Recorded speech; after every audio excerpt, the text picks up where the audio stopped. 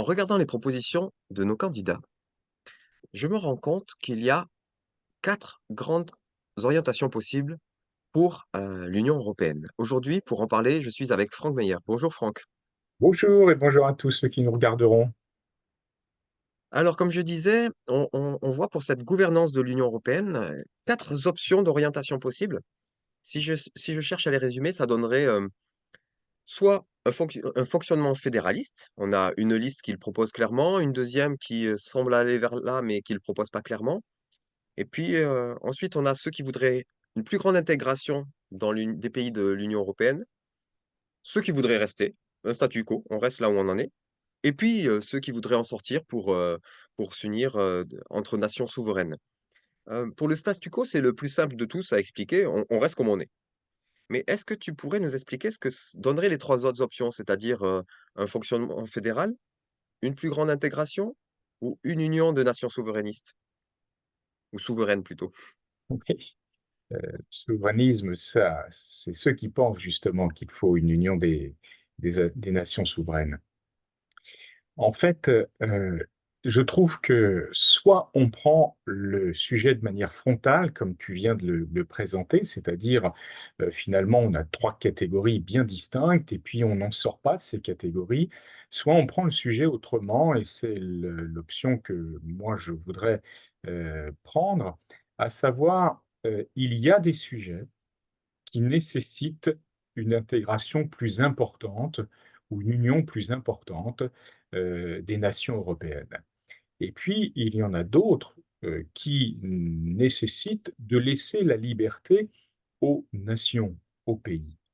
Et plutôt que de vouloir parfois faire rentrer de force avec un chausse-pied, tous les sujets dans le même modèle, il serait nécessaire, au fil du temps, parce que l'histoire évolue, elle change, les problématiques, d'aujourd'hui ne sont pas celles d'il y a 30 ans ou de celles d'il y a, 40 ans et par conséquent, il faut bien sûr un cadre général, mais il faudrait pouvoir adapter ce cadre de temps en temps. Alors ça, c'est difficile à faire, hein, parce que ça nécessite de revoir un fonctionnement ou, de l'ajuster, de réunir le Parlement européen pour en discuter et cetera.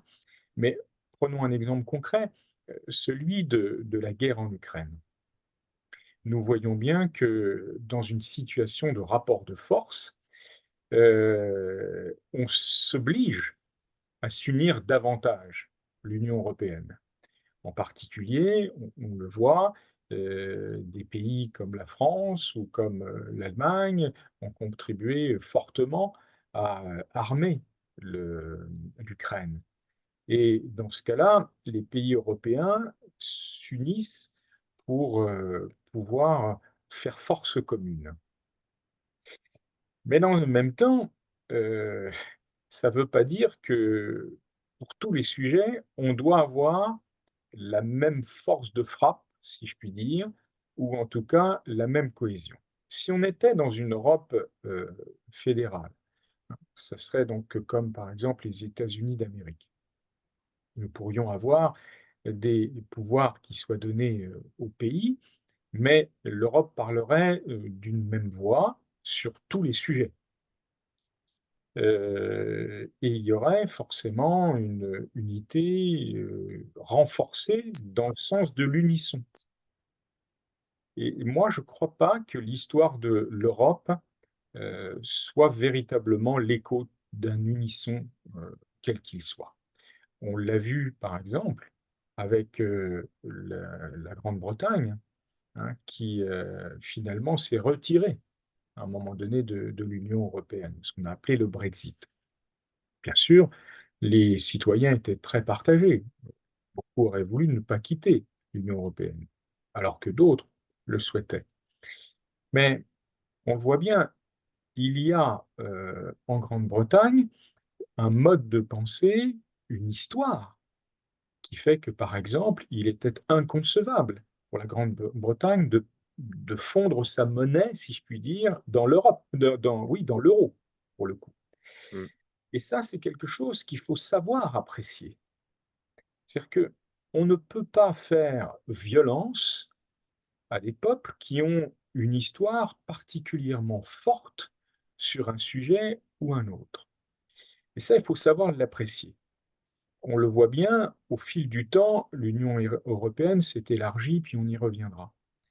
Donc, vouloir une Europe fédérale, ça voudrait dire, comme je l'expliquais tout à l'heure, qu'à un moment donné, il y a une seule voix sur la plupart des sujets, tout en gardant un petit pouvoir local. Vouloir réunir des pays, des nations, une union des nations souveraines. Là, pour le coup, c'est comme cela que l'Europe a démarré. Alors, elle n'est pas restée sur ce modèle-là. Et je pense qu'il y avait besoin de ne pas y rester pour certains points qui nécessitaient plus d'intégration. Mais il y a un juste équilibre à trouver. Cet équilibre, il est très, très difficile. Parce que parfois, et ça c'est quelque chose qu'on, je trouve, on ne sait pas faire en politique, il faudrait être capable d'avancer vers plus d'intégration, et à certains moments, il faudrait être capable de reculer. C'est-à-dire que des pouvoirs remis à la superstructure devraient pouvoir être repris par les nations à certains moments. Et d'ailleurs, dans les faits, parfois c'est ce qui se fait. Mmh. On le voit sur le sujet des frontières. Bon, il y a de vraies tensions à ce sujet. Alors bien sûr, les dispositions politiques prévoient qu'un État, pour sa sécurité, peut juger nécessaire de rétablir ses frontières, alors que dans l'espace Schengen, on est sur un principe de libre circulation. Bon. Donc, cela signifie que, et cet exemple est bon, je trouve, qu'il y a certains moments où plus d'intégration, bah oui, mais il y en a d'autres moments où il faut moins d'intégration. Et là, pour pouvoir avoir moins d'intégration, il faut que les nations, les pays, gardent une part importante de leur souveraineté. Mmh. Ce que je dis là, en fait, c'est un sujet qui concerne toutes les organisations, quelles qu'elles soient.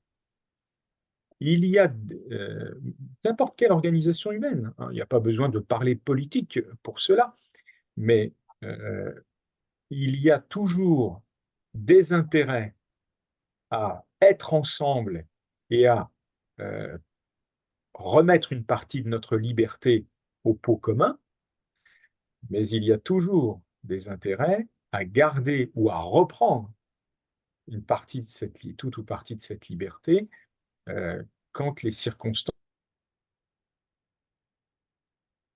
l'exigent. Et comment dirais-je, ces ajustements à géométrie variable ne peuvent pas se vivre, se faire dans un système où tout est fondu. Mmh. C'est pourquoi, c'est vrai, hein, je le dis, c'est un équilibre difficile à trouver et l'Europe, je pense, se cherche en ce moment. Je suis d'accord, elle se cherche. Dans la continuité de cette discussion sur, l'intégration, le fédéralisme, il y a quelque chose qui est clair, c'est que si nous étions dans un fonctionnement fédéraliste, il y aurait, c'est juste une façon, d'articuler différents échelons. Il y a avec des instances démocratiques à chaque niveau, le maire qui rend des comptes à son conseil municipal, comme le gouvernement rend des comptes au parlement.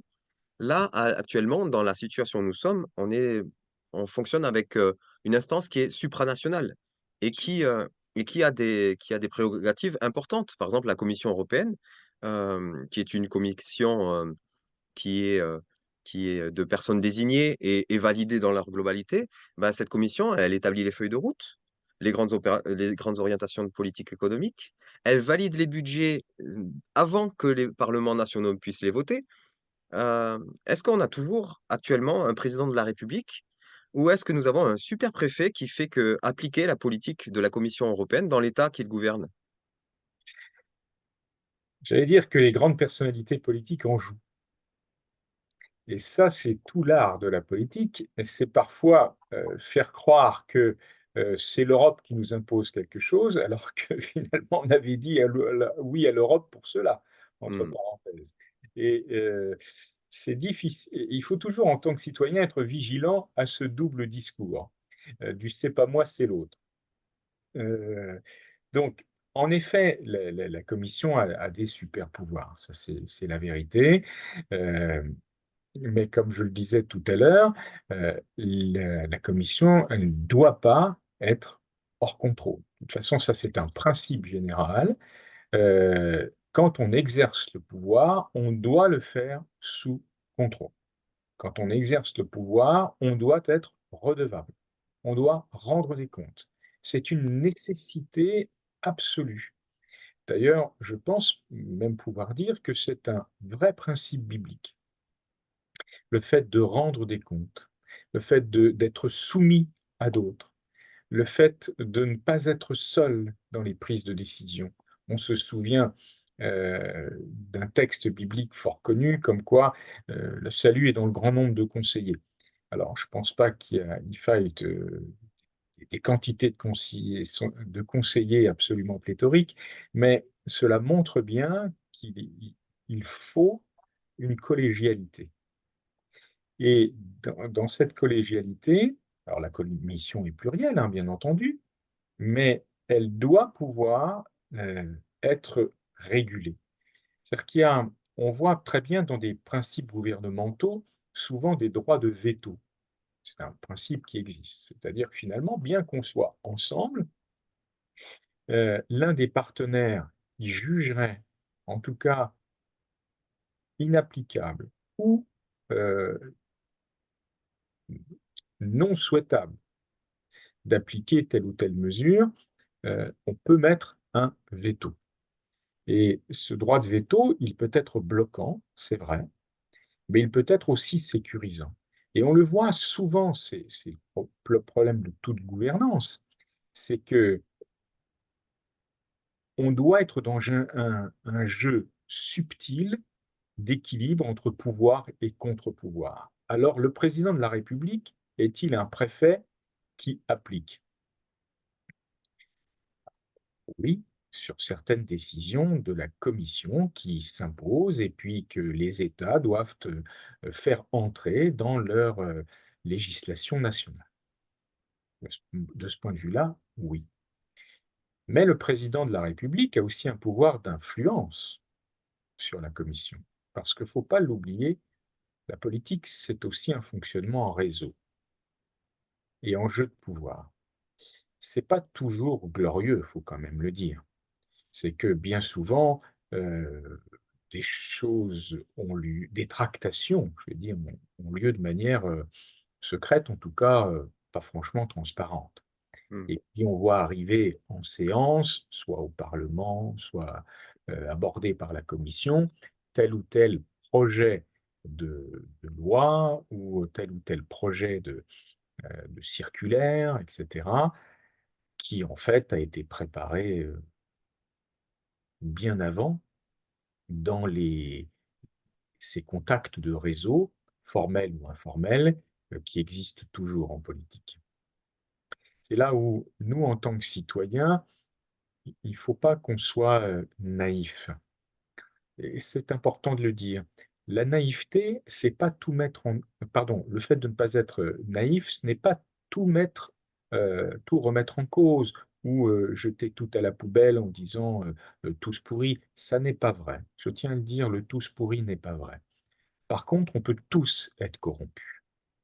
Et ça, il faut en avoir conscience. Quand la Bible dit et déclare, il n'y a pas de juste, pas même un seul. C'est vrai qu'elle le déclare par rapport au salut éternel. Mais je pense qu'elle le déclare aussi par rapport à notre nature pécheresse.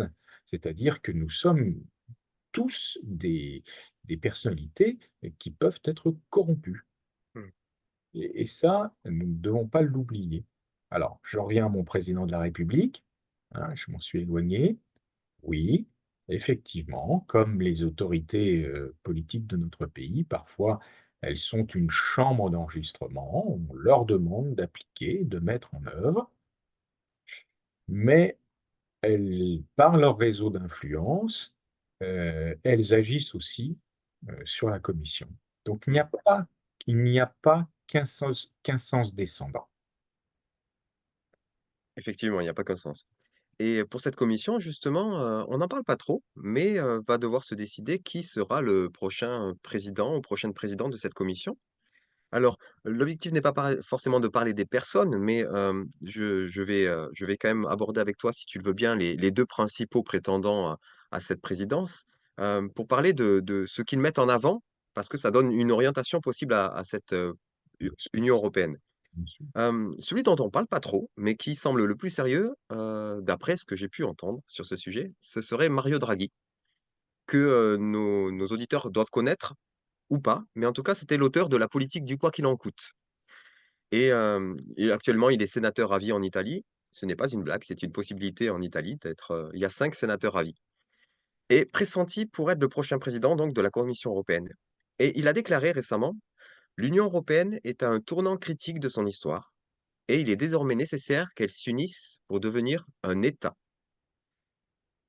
Qu'est-ce que ça donnerait si l'Union européenne deviendrait un État? Et dans qu'est-ce que ça donnerait? J'ai envie de me je te pose la question, par exemple, au Conseil de sécurité des Nations unies, est-ce que ça sera toujours la France qui viendra, être représentée ou est-ce que ça sera du coup l'Union européenne qui récupérera les fauteuils, des 27 pays? Alors ça précisément, ce serait, à la nouvelle organisation d'en décider. Mais tu mets le doigt, David, sur, eh bien, une conséquence, de ce que propose Mario Draghi, en disant: «Voilà, il faut qu'on devienne un seul pays». Ça illustre bien notre propos, de tout à l'heure. C'est que finalement, la voix ou de la France, ou de l'Italie, ou de l'Allemagne, ou de l'Espagne, eh bien, se trouverait, tue et il n'y aurait plus que la voix européenne. Je ne pense pas que les peuples européens soient prêts à cela. Nous sommes un continent qui a une histoire extrêmement ancienne. Nous sommes un continent qui a beaucoup de spécificités et même si on a vraiment un état d'esprit, je trouve, qui nous rassemble avec un attachement, que l'on tire dans le christianisme, hein, un attachement au respect de la dignité humaine de manière générale, même s'il peut y avoir bien sûr des variations ici ou là, mais tout de même, on a cette conscience dans le christianisme, «Tu aimeras ton prochain comme toi-même». Alors après, avoir cette conscience, ça ne donne pas toutes les clés, de la politique du moment, hein, mais tout de même, la christianisation de l'Europe a marqué notre continent et même si, donc, je le disais, les choses nous rassemblent, l'histoire a montré que nos pays ont été tout à fait, en capacité de s'affronter terriblement et d'entraîner le monde dans leurs affrontements. De même que l'Europe, a énormément influencé d'autres continents que le nôtre, que le sien donc, hein. Donc, la position de Mario Draghi, heu, elle pousse le bouchon encore plus loin et personnellement, je ne pense pas que l'Europe y soit prête.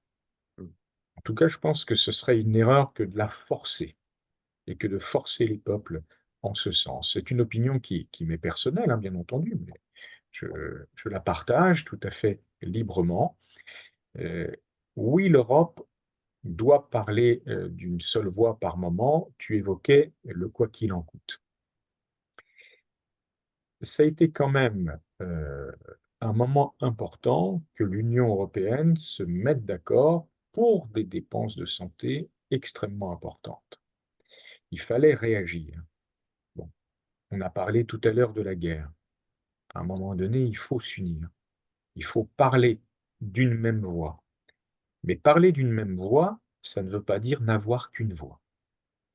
Et ça, il faut vraiment le comprendre et l'accepter. Donc, l'option de Mario Draghi, je ne la juge pas, pertinente pour le moment de notre histoire. mmh. Très bien. En parlant de parler de plusieurs voix, ça me fait une très bonne transition pour, la seconde candidate à ce poste, c'est-à-dire l'actuelle, présidente, Ursula von der Leyen. Elle, son projet, est est plus important que cet angle-là, mais ce qui est à la pointe de ce projet, c'est de se préparer à des réformes pour préparer, une union de plus de 30 États membres. Et donc continuer à agrandir, la table et heu, les réformes qu'elle entend pour aller dans ce sens, beh, viendraient justement à passer au vote à majorité qualifiée plutôt que comme actuellement, il est à l'unanimité.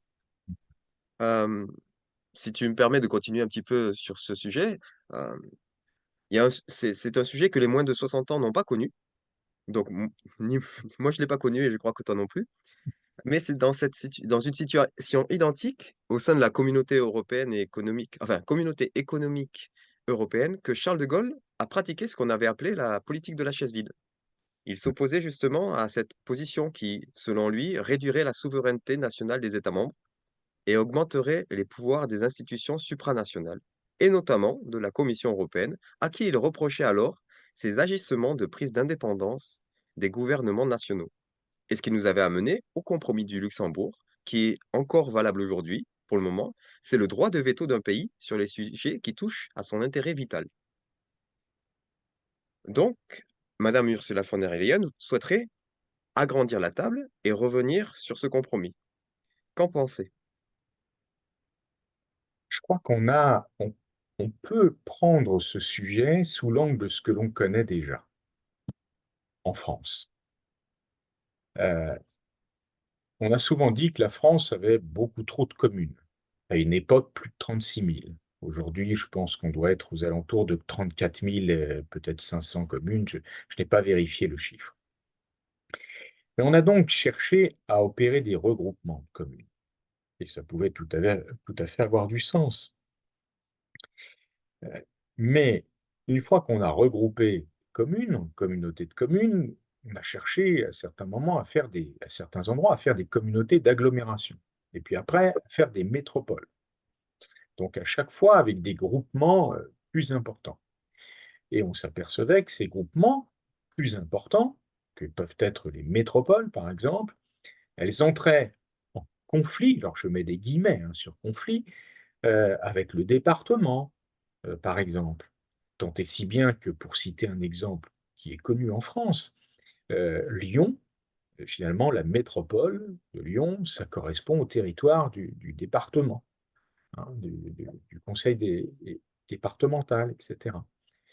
Bon. Donc, plus on élargit un collectif, plus à un moment donné, on va se retrouver sur un rapport de pouvoir qui peut être tendu avec un collectif de même importance et qui n'a pas le même statut. Et puis, quand on génère des collectifs très très importants, le sujet de la gouvernance devient absolument essentiel, essentiel et frustrant.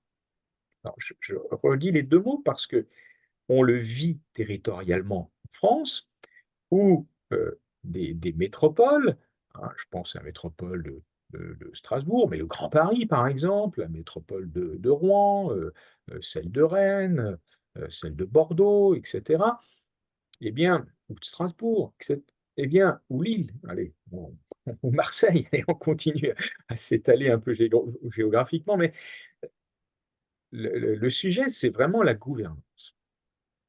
Et comme ces métropoles regroupent des communes de taille différente, celles qui sont de taille très importante, avec un poids économique, financier très important, elles ont tendance évidemment à diriger. Et quand il y a des décisions à prendre qui peuvent être euh, source d'avis différents, voire fracturants, eh bien c'est la raison du plus fort qui est toujours la meilleure. Alors que elle ne l'est peut-être pas, la meilleure, la raison du plus fort.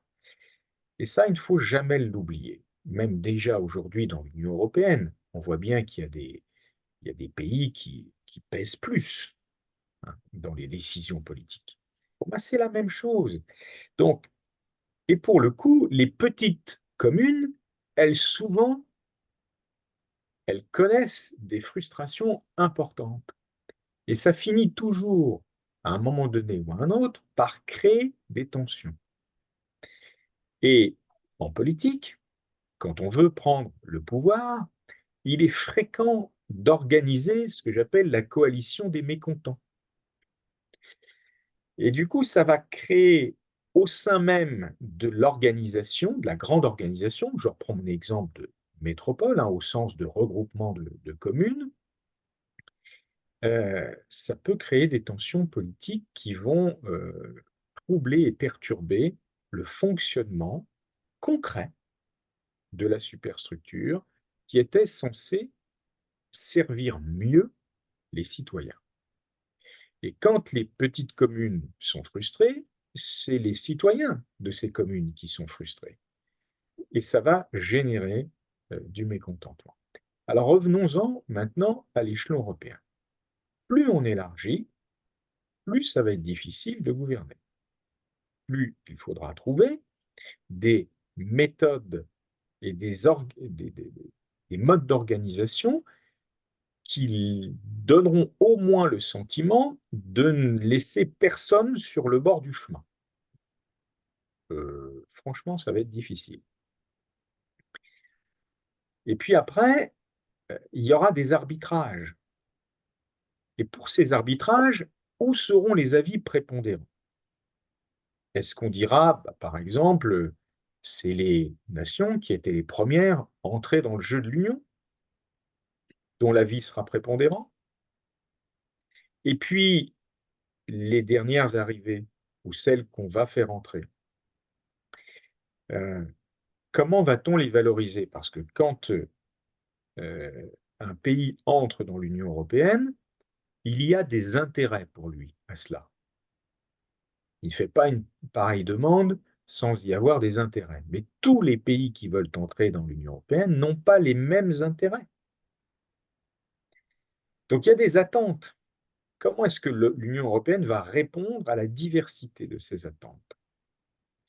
Et puis, euh, ce qui me paraît la difficulté vraiment principale, c'est euh, celle de, je le redis, j'insiste beaucoup là-dessus, celle de la gouvernance. Il y aura forcément une gouvernance restreinte, et ceux qui sont venus avec leurs attentes pourraient se trouver frustrés au bout d'un moment.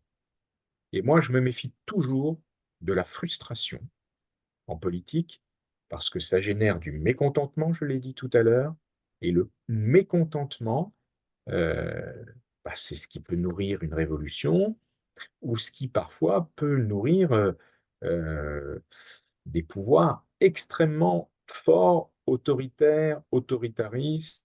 Donc plus on élargit, plus le défi de la gouvernance est important, plus le risque de frustration entre les attentes de ceux qui rentrent et puis la suspicion parfois de ceux qui sont déjà là risque de créer du mécontentement. Et la coalition des mécontents en politique, c'est toujours fragilisant, c'est toujours un véritable danger. Il faut en Mm. avoir conscience. Enfin, un élargissement, sur quelle base? Parce que parfois, on veut toujours grandir pour grandir. Euh, c'est le rapport de force, en fait, qui pousse à grandir, en se disant, on va être encore plus nombreux, ça va impressionner davantage les autres blocs qui interviennent sur la géopolitique mondiale. Mais vouloir s'agrandir, ça ne veut pas dire pour autant, enfin, c'est pas une garantie de bonne cohérence intérieure. Mm. Et ça, c'est une donnée vraiment à prendre en compte. Je parlais tout au début de notre entretien de l'histoire des différents pays européens. On ne peut pas faire comme si cette histoire n'existait pas et on ne peut pas imaginer que des cultures à l'est de l'Europe soient identiques à des cultures à l'ouest de l'Europe ou au nord, ou, etc. Mm. Et il faut véritablement un fondement, des racines communes, en avoir conscience et comprendre ce qu'elles nous apportent, en quoi elles nous rassemblent, mais en même temps, ce qui diffère et ce qui doit être préservé comme différence et respecté. Plutôt que préservé, parfois c'est respecté. Mm. Je pense que c'est des sujets dont on n'a pas fini de parler parce que effectivement, il ne semble pas qu'il y ait une ligne claire qui se dégage dans l'opinion publique ou même au sein des gouvernements. Euh, et même au sein des listes qui se présentent, c'est un sujet qui est pour le moment, je crois, laissé trop de côté Et pourtant, ce sujet de la gouvernance, et de démocratie dans tous les pans de la société, sont des sujets qui sont cruciaux et dont nous aurons à reparler. bien sûr. Alors, chers auditeurs, qui nous écoutez depuis la semaine dernière sur ces sujets, si vous avez besoin, vous pouvez retrouver dans la description de cette vidéo un lien vers un document dans lequel nous avons pu classer, les 38 listes candidates en différentes catégories. Ceux qui souhaitent un peu plus de fédération, comme on a pu le voir aujourd'hui, ceux qui souhaitent un peu plus d'intégration dans l'Union européenne, ceux qui voudraient rester dans le statu quo, ceux qui voudraient changer l'Europe sans en sortir, ceux qui voudraient en sortir, les révolutionnaires qui sont dans un autre projet et puis à la fin, on a aussi laissé toutes les listes qui sont là pour, porter une voix sur un projet, mais ou sur un sujet qui leur tient à cœur, mais qui n'ont pas forcément de projet global pour, l'Union européenne et bien entendu, on les a mis avec des codes couleurs, droite, centriste, gauche, pour que vous puissiez les reconnaître et ainsi pouvoir faire le tri entre ce que vous souhaitez plus ou moins d'Europe, de quelle manière? Et puis, un peu plus à droite ou un peu plus à gauche, que vous puissiez faire votre choix de façon un peu plus éclairée. En tout cas, plus facile que si vous découvriez tout d'un coup 38 professions de foi dont vous ne saviez pas comment les départager.